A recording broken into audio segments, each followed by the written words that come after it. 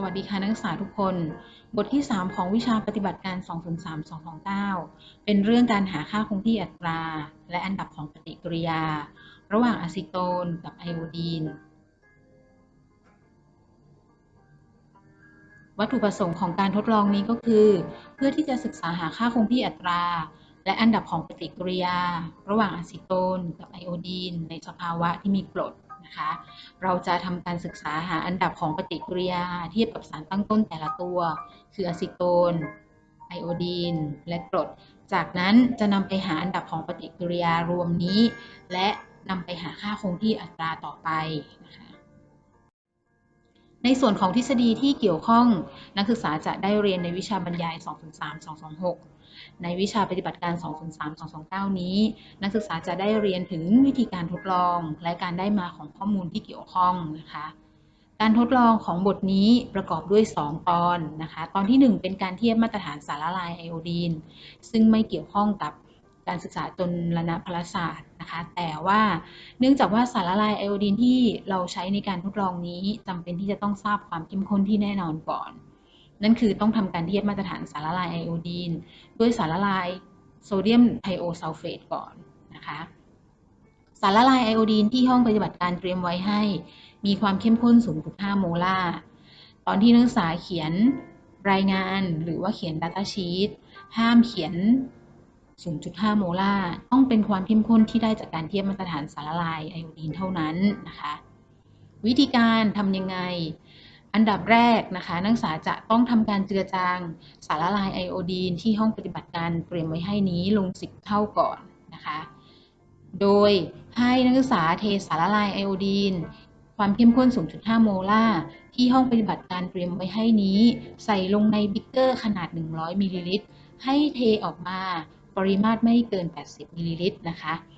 การทดลองในวันนี้ทั้งหมดเราจะใช้สารละลายไอโอดีนความเข้มข้น 0.5 โมลาร์นี้ไม่เกิน 80 มิลลิลิตรเพราะฉะนั้นนักศึกษาอย่าเทออกมาเยอะเกินนะคะเพราะสารที่เหลือจะกลายเป็นของเสียซึ่งต้องเสียเวลาในการกำจัดต่อไปจากนั้นนะคะให้นักศึกษาใช้ปิเป็ตขนาด 10 มิลลิลิตรปิเป็ตสารละลายไอโอดีนความเข้มข้น 0.5 โมลาร์นี้ออกมาใส่ลงไปในขวดวัดปริมาตรขนาด 100 มิลลิลิตรนะคะจากนั้นทำการปรับปริมาตรด้วยน้ำกลั่นจนถึงขีดวัดปริมาตรนี้นะคะเขย่าสารให้เข้ากันเราจะได้สารละลายไอโอดีนที่มีความเข้มข้นลดลง 10 เท่านั่นคือสารละลายไอโอดีนที่ได้จะมีความเข้มข้น 0.05 โมลาร์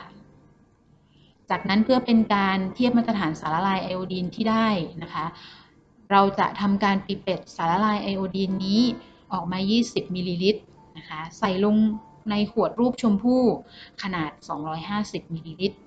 นะคะทำการปิเป็ต3 ครั้งนะคะใส่ลงในขวดรูปชมพู่นี้3 ขวดจากนั้นก่อนที่จะนำไปไตรเตรตกับสารละลายโซเดียมไทโอซัลเฟตนักศึกษาจะต้องเตรียมสารละลายโซเดียมไทโอซัลเฟตในวิวเรตขนาด 50 มิลลิลิตรก่อนนะคะการเตรียมสารละลายโซเดียมไทโอซัลเฟตนี้นักศึกษาสามารถทำคู่ขนานไปกับการเตรียมสารละลาย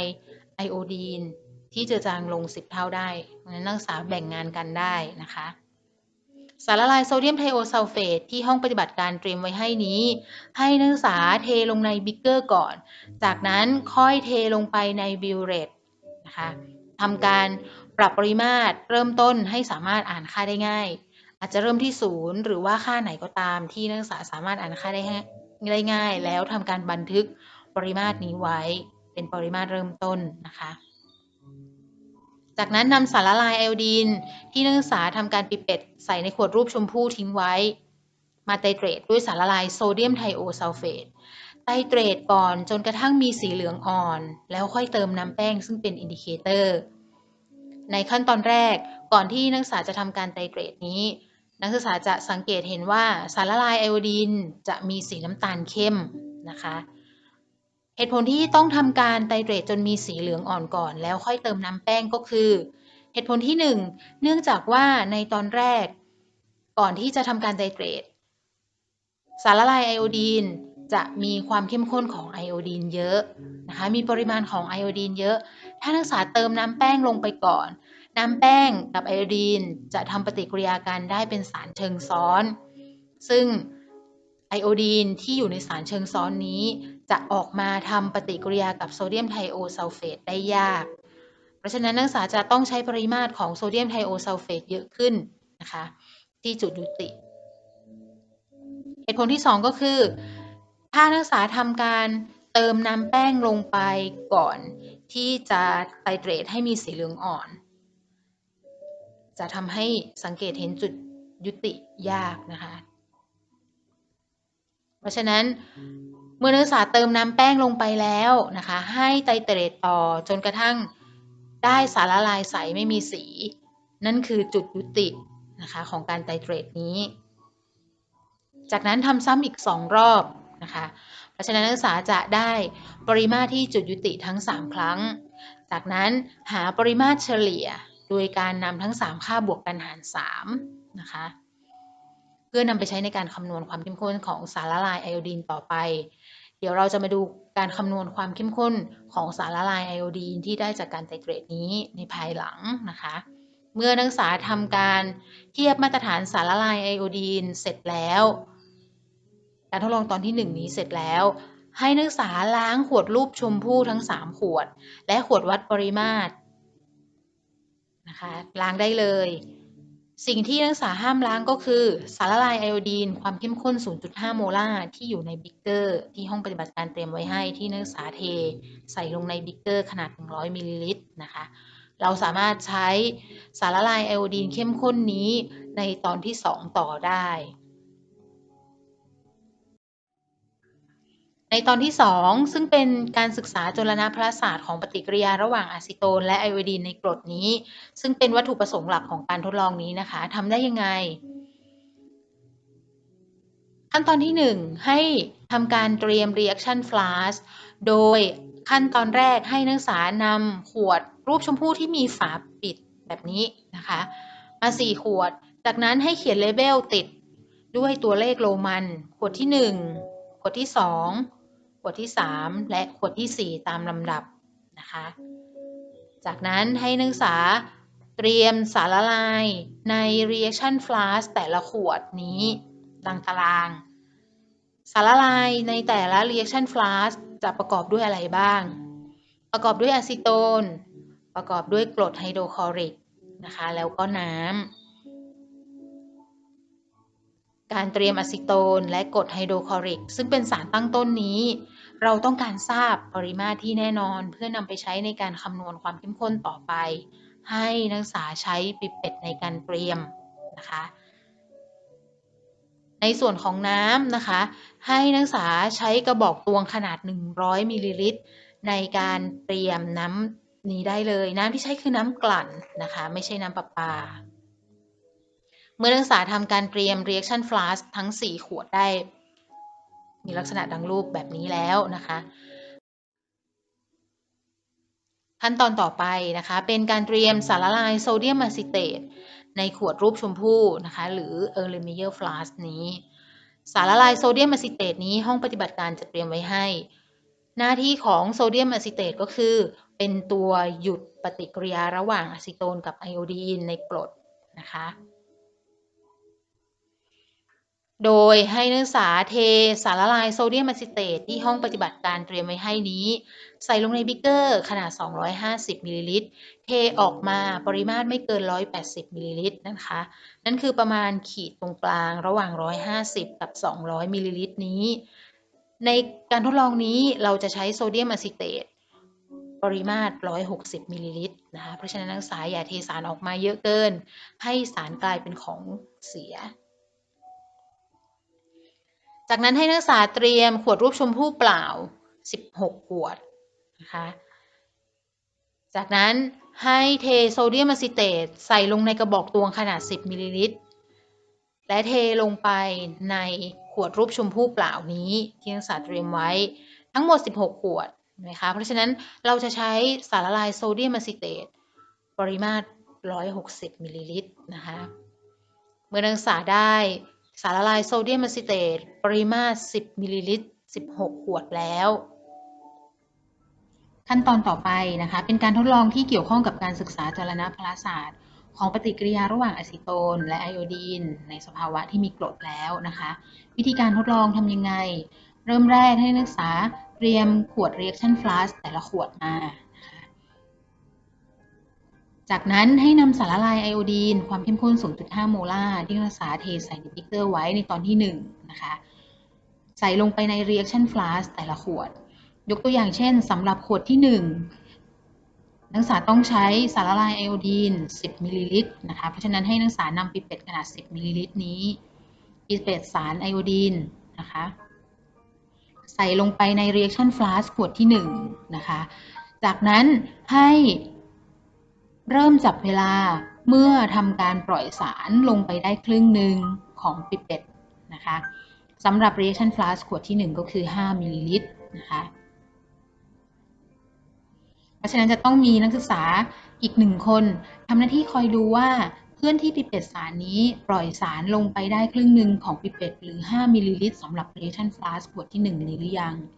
เมื่อเพื่อนปล่อยลงไปได้5มิลลิลิตรแล้วให้เริ่มกดนาฬิกาจับเวลา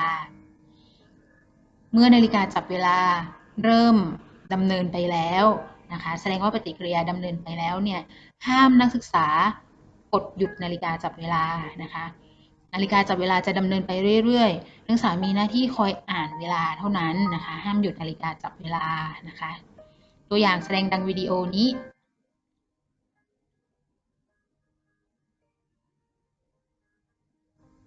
เมื่อนักศึกษาปล่อยสารลงไปได้ครึ่งหนึ่งแล้วถึงจะเริ่มกดนาฬิกาจับเวลาแบบนี้นะคะคนที่ทำหน้าที่ปิเป็ตสารนะคะให้ปล่อยสารลงไปให้หมดแบบนี้นะคะเมื่อปล่อยสารหมดแล้วให้ปิดฝาขวดให้แน่นจากนั้นเขย่าขวดสารตลอดเวลานะคะ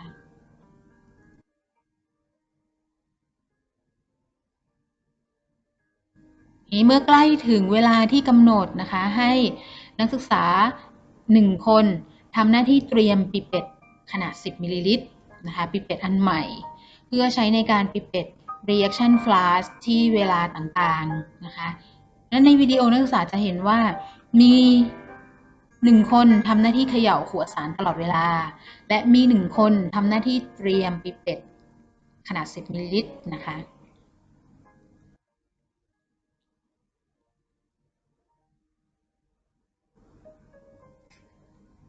เมื่อถึงเวลาที่กำหนดแล้วนะคะสมมุติว่าในกรณี reaction flask ขวดที่1นี้เมื่อถึง2นาทีแรกนะคะให้นักศึกษาปิเป็ตสารละลายใน reaction flask ใส่ลงในขวดรูปชมพู่ที่มีโซเดียมอะซิเตตที่นักศึกษาเตรียมไว้นะคะจากนั้นเมื่อปล่อยสารละลายในขวด reaction flask นี้ลงไปได้5มิลลิลิตรให้นักศึกษาดูนาฬิกาจับเวลาและอ่านเวลาที่แท้จริงนะคะเวลาที่แท้จริงคือเวลาที่ปล่อยสารจากปิเป็ตนี้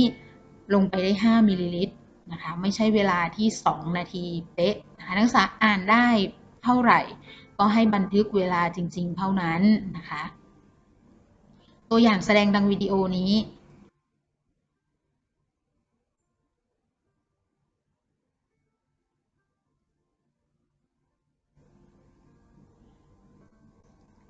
เพราะฉะนั้นนักศึกษาจะได้ reaction flask ที่หยุดเวลาที่2นาทีเขียนติดไว้เป็นขวดที่1นะคะจากนั้นเมื่อถึงเวลาต่อไปคือที่เวลา5นาทีให้ทำในลักษณะเดียวกันก็คือปิเป็ตสารจากขวด reaction flask ออกมา10มิลลิลิตรใส่ลงไปในโซเดียมอะซิเตตขวดที่2นะคะหลังจากที่นักศึกษาทำการปล่อยลงไปได้5มิลลิลิตรให้อ่านเวลาที่แท้จริงจากนาฬิกาจับเวลาซึ่งไม่ใช่เวลา5นาทีเป๊ะนะคะเพราะฉะนั้นนักศึกษาจะได้ขวด reaction flask ที่หยุดปฏิกิริยาที่5นาทีหลังจากนั้นทำในทำนองเดียวกันนะคะเมื่อถึงเวลาที่10นาทีให้นักศึกษาปิเป็ตสารละลายจาก reaction flask ใส่ลงไปในขวดที่มีโซเดียมอะซิเตตขวดที่3และขวดที่4จะเป็นเวลาที่15นาทีตามลำดับนะคะเพราะฉะนั้นสำหรับขวด reaction flask ขวดที่1นี้จะได้ สารที่หยุดเวลาที่2 นาที5 นาที10 นาทีและ15 นาทีตามลำดับนะคะ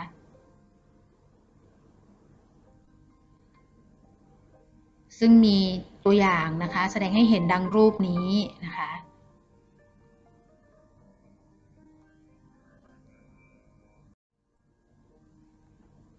จากนั้นทำนองเดียวกันสำหรับ reaction flask ขวดที่2นะคะแต่สิ่งที่แตกต่างกันก็คือปริมาตรของสารละลายไอโอดีนความเข้มข้น 0.5 โมลาร์ที่นักศึกษาจะต้องปิดลงไปใน reaction flask นะคะ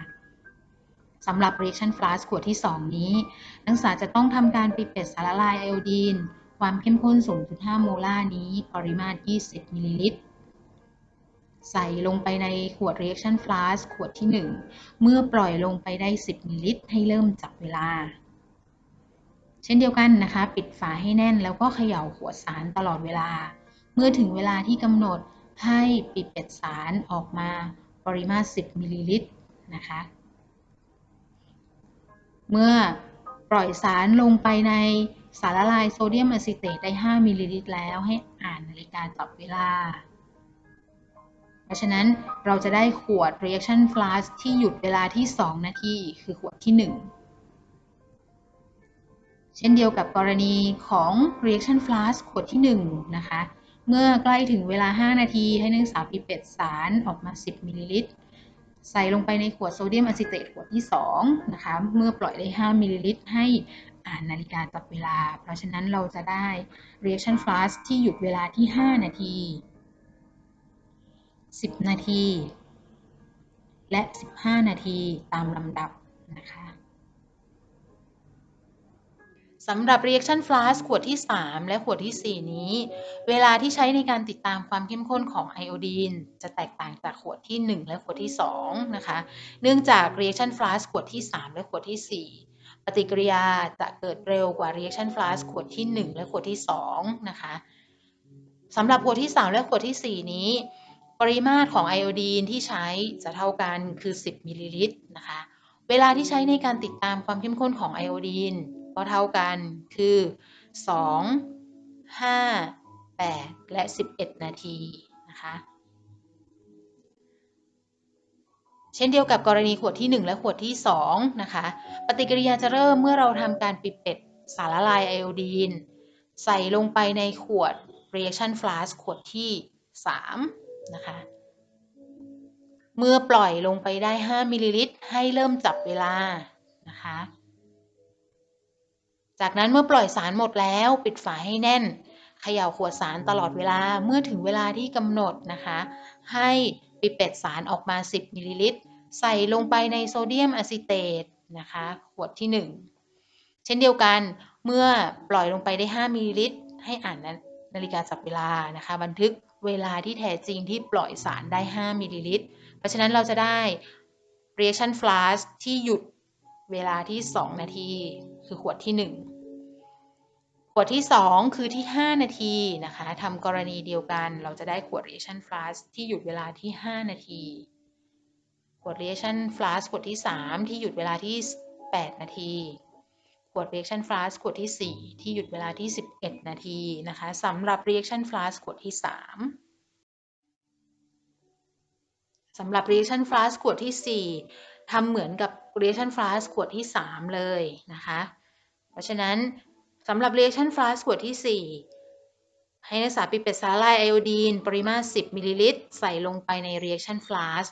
เมื่อปล่อยลงไปได้5 มิลลิลิตรให้เริ่มจับเวลาเมื่อปล่อยสารหมดแล้วปิดฝาให้แน่นเขย่าขวดสารตลอดเวลานะคะเมื่อถึงเวลาที่กำหนดคือ2 นาทีให้ปิดสารออกมา10 มิลลิลิตร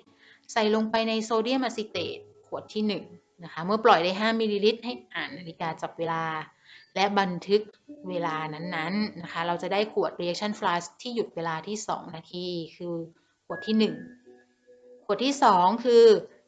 reaction flask ที่หยุดเวลาที่5 นาทีนะคะขวดที่3คือ reaction flask ที่หยุดเวลาที่8 นาทีและขวดที่4คือ reaction flask ที่หยุดเวลาที่11 นาทีนะคะเมื่อนักศึกษาได้สารครบทั้ง16 ขวดแล้วนะคะ จากนั้นเราจะทำการหาความเข้มข้นของไอโอดีนที่เหลือที่เวลาต่างๆของแต่ละ reaction flask โดยทำการไตรเตรตด้วยสารละลายโซเดียมไทโอซัลเฟตนะคะการไตรเตรตนี้ทำเหมือนตอนที่1นะคะแต่สิ่งที่แตกต่างก็คือจะเป็นการไตรเตรต reaction flask ที่แต่ละเวลานะคะทั้งหมด16ขวดทำการไตรเตรตเหมือนตอนที่1แต่แค่ทำ16ขวดแต่ละขวดจะเป็นการไตรเตรตแค่1ซ้ำเพราะฉะนั้นให้นักศึกษาระมัดระวังในการไตรเตรตนี้ให้ดีนะคะเมื่อถึงจุดยุติแล้วให้ทำการบันทึกปริมาตรที่จุดยุติเพื่อนำไปคำนวณความเข้มข้นของสารละลายไอโอดีนที่แต่ละเวลาต่อไปนะคะสำหรับการทดลองมีแค่นี้นะคะต่อไปจะเป็นตัวอย่างบันทึกผลการทดลองที่นักศึกษาจะต้องส่งท้ายชั่วโมงหลังจากที่ทำการทดลองเสร็จแล้วนะคะนักศึกษาสามารถจะเขียนเพิ่มได้นะคะแต่ว่าตรงนี้เป็นตัวอย่างให้นักศึกษาเฉยๆแต่สิ่งที่ต้องมีก็คือชื่อผู้ทำการทดลองวันนั้นทั้งหมดนะคะวันที่ทำการทดลองตอนที่นักศึกษาทำแลบนะคะเซกชันที่นักศึกษาทำแลบนั่นเองอุณหภูมิห้องความดันบรรยากาศอย่าลืมอ่านทุกครั้งที่ทำการทดลองนะคะวันนี้นักศึกษาทำการทดลอง2ตอนแรกเป็นการเทียบมาตรฐานสารละลายไอโอดีนสิ่งที่นักศึกษาต้องบันทึกคืออะไรบ้างปริมาตรสารละลายไอโอดีนที่ใช้แต่ละครั้งมีค่าเท่ากับเท่าไหร่นะคะพิจารณาเลขนัยสำคัญด้วยอุปกรณ์ที่ใช้ก็คือปิเป็ดดังนั้นนักศึกษาต้องรู้ว่าปิเป็ดนี้มีเลขนัยสำคัญกี่ตัวนะคะความเข้มข้นของสารละลายโซเดียมไทโอซัลเฟตที่ใช้ดูได้จากข้างขวดที่ห้องปฏิบัติการเตรียมไว้ให้ปริมาตรสารละลายโซเดียมไทโอซัลเฟตที่ใช้ในการไตรเตรตแต่ละครั้งนะคะแล้วก็เฉลี่ยออกมามีค่าเท่ากับเท่าไหร่เดี๋ยวต่อไปเราจะมาดูวิธีการคำนวณความเข้มข้นของสารละลายไอโอดีนเริ่มต้นที่ใช้ซึ่งเป็นความเข้มข้นที่คำนวณได้ห้ามใส่ความเข้มข้นจากข้างขวดที่ห้องปฏิบัติการเตรียมไว้ให้คือ 0.5 โมลาร์นะคะผิดจากนั้นตอนที่2นะคะเป็นการศึกษาจรณพลศาสตร์ของปฏิกิริยาระหว่างอะซิโตนและไอโอดีนในกรดนักศึกษามี reaction flask ทั้งหมด4ขวดนะคะมีเวลานะคะแต่ละ reaction flask มีทั้งหมด4เวลานะคะก็คือขวดที่1 2 3 4ตามลำดับใส่เวลาที่นักศึกษาอ่านได้จากนาฬิกาจับเวลาห้ามใส่มา2 5 10 15หรือ2 5 8 11สำหรับ reaction flask ขวดที่3และ4นะคะปริมาตรโซเดียมไทโอซัลเฟตคือปริมาตรที่จุดยุตินะคะต่อไปเป็นการคำนวณนะคะความเข้มข้นของไอโอดีนนะคะความเข้มข้นของไอโอดีนสำหรับการทดลองนี้นะคะจากการไตรเตรตด้วยโซเดียมไทโอซัลเฟตเราสามารถนำไปคำนวณความเข้มข้นของไอโอดีนได้นะคะโดยไอโอดีนทำปฏิกิริยากับโซเดียมไทโอซัลเฟต2โมลเพราะฉะนั้นเวลาที่เราเขียนสมการตามปริมาณสารสัมพันธ์เราเขียนได้ว่าที่จุดยุติสารทำปฏิกิริยากันพอดีเราถือว่าโมของไอโอดีนหารด้วยสัมประสิทธิ์จำนวนโมของไอโอดีนคือ1มีค่าเท่ากับโมของโซเดียมไทโอซัลเฟตหารด้วยสัมประสิทธิ์จำนวนโมของโซเดียมไทโอซัลเฟตในสมการนี้นะคะนั่นคือ2เพราะฉะนั้นที่จุดยุติโมไอโอดีนหาร1เท่ากับโมของโซเดียมไทโอซัลเฟตหาร2ทีนี้เราทำการไตรเตรตสารละลายนะคะโมของสารเราสามารถหาได้จาก CV ส่วนพันนะคะทีนี้ตัวสีเขียวเป็นค่าที่เราทราบนะคะปริมาตรของไอโอดีนที่ใช้ในการไตรเตรตแต่ละครั้งเราทราบนะคะสำหรับตอนที่1เราใช้ปริมาตรของไอโอดีนในการไตรเตรตคือ20มิลลิลิตรนะคะสำหรับตอนที่2เราใช้ปริมาตรของไอโอดีนที่ใช้ในการไตรเตรตก็คือ10มิลลิลิตรนะคะ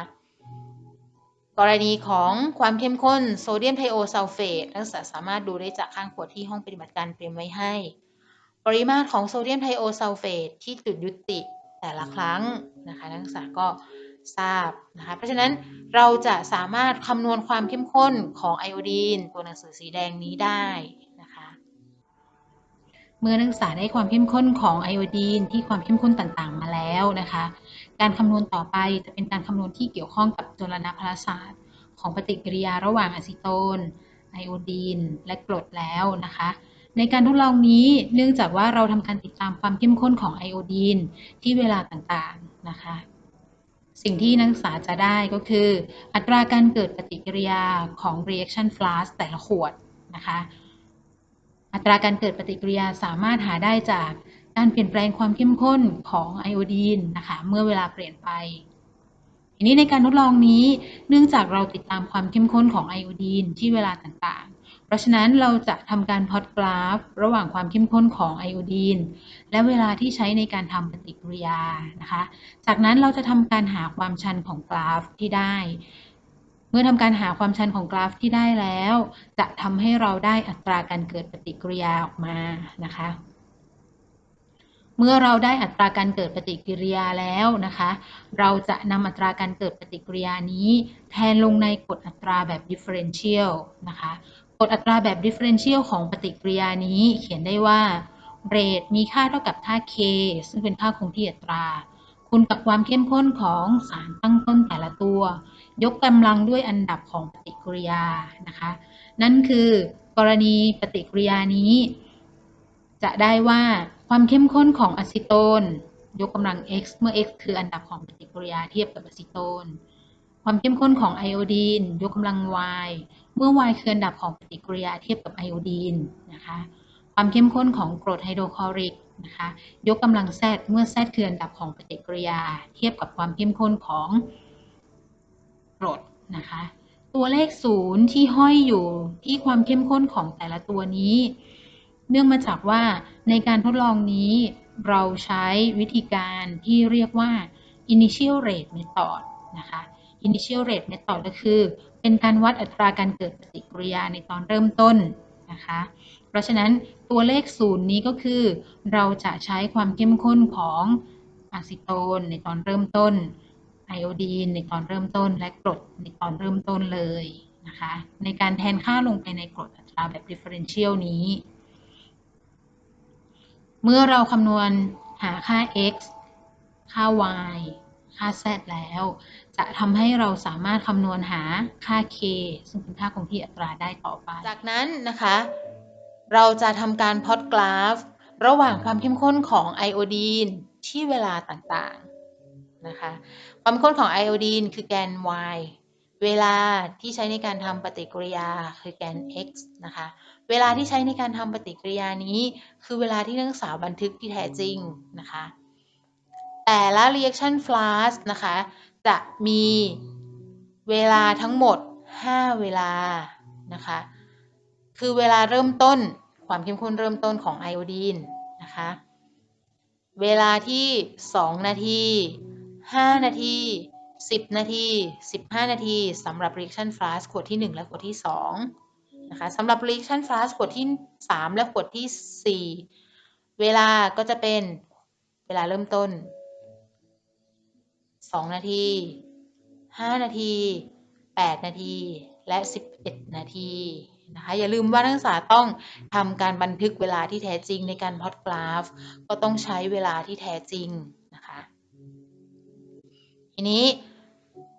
เพื่อที่จะหาเรทนะคะให้นักศึกษาทำการลากเส้นตรง